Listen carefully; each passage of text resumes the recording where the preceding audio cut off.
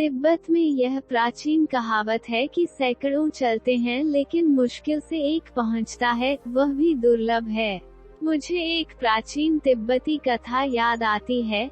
दो आश्रम थे। एक आश्रम तिब्बत की राजधानी लहासा में था और इसकी एक शाखा दूर कहीं पहाड़ों के भीतर थी। वह लामा, जो इस आश्रम का प्रधान था, बूढ़ा हो रहा था और वह चाहता था कि प्रमुख आश्रम से उसका उत्तराधिकारी बनने के लिए किसी को वहां भेजा जाए। उसने एक संदेश भेजा। एक लामा वहां गया। यह कुछ सप्ताह का पैदल मार्ग था। उसने प्रधान से कहा, हमारे गुरु बहुत बीमार हैं, वृद्ध हैं और इस बात की पूरी संभावना है कि वह अब बहुत दिनों तक नहीं जिएंगे। अपनी मृत्यु से पूर्व वह चाहते हैं कि आप किसी सन्यासी को जो भली भांति प्रशिक्षित हो, को वहां भेज दे ताकि वह आश्रम का उत्तरदायित्व संभाल सके। प्रधान ने कहा, कल सुबह तुम उन सबको ले जाओ। उस नौजवान ने कहा, उन सबको ले जाओ? मैं केवल एक को लेने आया हूँ। उन सबको ले जाओ से आपका क्या मतलब है? उसने कहा, तुम समझते नहीं हो। मैं 100 सन्यासियों को भेजूंगा। लेकिन उस नौजवान ने कहा, यह तो बहुत अधिक है। हम इतने सारे लोगों का क्या करेंगे? हम गरीब हैं और हमारा आश्रम भी गरीब है।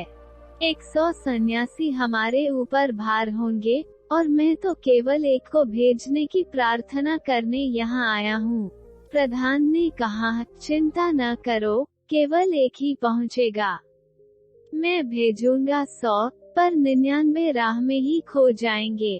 तुम सौभाग्यशाली होगे यदि एक भी पहुँच जाए। उसने कहा, अद्भुत। दूसरे दिन बड़ा 100 सन्यासियों का जुलूस वहां से रवाना हुआ और उनको सारे देश में से होकर गुजरना था। प्रत्येक सन्यासी का घर रास्ते में कहीं न कहीं पड़ता था और लोग खिसकना शुरू कर दिए, मैं वापस आऊंगा। बस थोड़े से दिन अपने माता पिता के साथ। मैं बहुत साल से वहां नहीं गया हूँ। एक सप्ताह में केवल 10 लोग बचे थे। उस नौजवान ने कहा, वो बूढ़ा प्रधान शायद ठीक ही था। देखिए इन 10 लोगों का क्या होता है।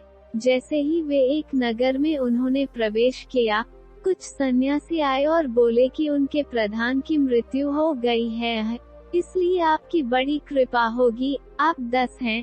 अगर एक लामा आप हमें दे सके जो प्रधान बन सके और जो भी आप चाहें, हम सब कुछ करने को तैयार हैं। अब हर कोई प्रधान बनने का इच्छुक था। अंततः उन्होंने एक व्यक्ति को तय किया और उसे वहीं छोड़ दिया। एक दूसरे नगर में राजा के कुछ आदमी आए और बोले, रुको, हमें 3 सन्यासी चाहिए क्योंकि राजा की बेटी की शादी है और हमें 3 पुरोहितों की आवश्यकता है। यह हमारी परंपरा है, इसलिए या तो आप अपनी इच्छा से आ जाएं वरना हमें आपको जबरदस्ती ले जाना पड़ेगा। 3 आदमी और चले गए, केवल 6 बचे। और इस तरह से वे एक एक करके कम होते चले गए। आखिर में केवल 2 व्यक्ति ही बचे। और जैसे जैसे वे आश्रम के निकट पहुंच रहे थे, सांझ हो गई थी। एक जवान स्त्री राह पर उन्हें मिली। उसने कहा, आप लोग इतने करुणावान हैं। मैं यहाँ पहाड़ों पर रहती हूँ, मेरा घर यहीं पर है। मेरे पिता एक शिकारी हैं, मेरी माँ की मृत्यु हो चुकी है और मेरे पिता बाहर गए हुए हैं। उन्होंने आज लौटने का वायदा किया था, पर वे अभी तक लौटे नहीं हैं। और रात में अकेली रहने से मैं बहुत भयभीत हूँ। बस एक सन्यासी, केवल एक रात के लिए, वे दोनों ठहरना चाहते थे। स्त्री इतनी सुंदर थी कि उनमें आपस में बड़ा संघर्ष था। वह नौजवान जो संदेशवाहक बनकर आया था उन 100 व्यक्तियों को गायब होते जाते हुए देख चुका था और अब अंत में उन्होंने उस स्त्री से कहा, तुम हम में से एक को चुन लो, नहीं तो व्यर्थ में झगड़ा होगा और हम बौद्ध भिक्षुओं से लड़ने की आशा तो की नहीं जाती। उसने कम आयु वाले सन्यासी को, जो कि सुंदर भी अधिक था, चुन लिया और उसे लेकर घर के भीतर चली गई। दूसरे सन्यासी ने उस नौजवान से कहा, अब चलो भी, वो आदमी अब वापस नहीं आएगा, उसे भूल ही जाओ। नौजवान ने कहा, परंतु अब तुम मजबूत बने रहना, आश्रम बहुत समीप है। और आश्रम से ठीक पहले अंतिम गांव में एक नास्तिक ने उस सन्यासी को चुनौती दी, कोई आत्मा नहीं है, कोई ईश्वर नहीं है, यह सब फिक्शन, कल्पना है, यह केवल लोगों का शोषण करने के लिए है। मैं तुम्हें सार्वजनिक वाद विवाद के लिए चुनौती देता हूँ, नौजवान ने कहा। इस सार्वजनिक वाद विवाद के चक्कर में मत फंसो, क्योंकि मैं नहीं जानता कि यह कब तक चलेगा, और मेरा प्रधान प्रतीक्षा कर रहा होगा, शायद वह अब तक मर भी गया होगा। सन्यासी ने कहा, यह पराजय होगी, बौद्ध धर्म की पराजय। जब तक कि मैं इस व्यक्ति को हरा न दूं, मैं इस जगह से हिल नहीं सकता।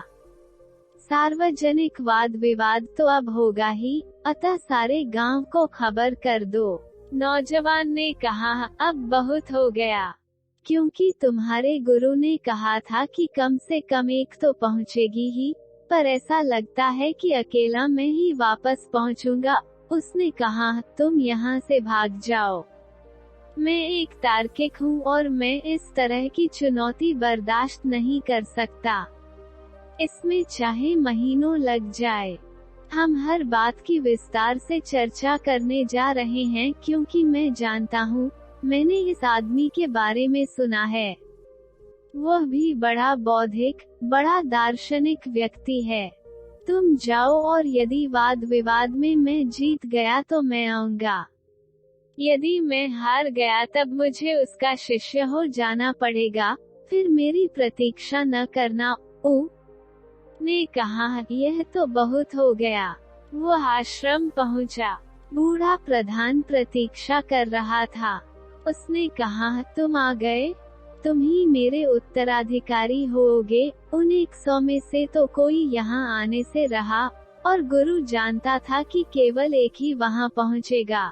तिब्बत में यह प्राचीन कहावत है कि सैकड़ों चलते हैं लेकिन मुश्किल से एक पहुँचता है, वह भी दुर्लभ है।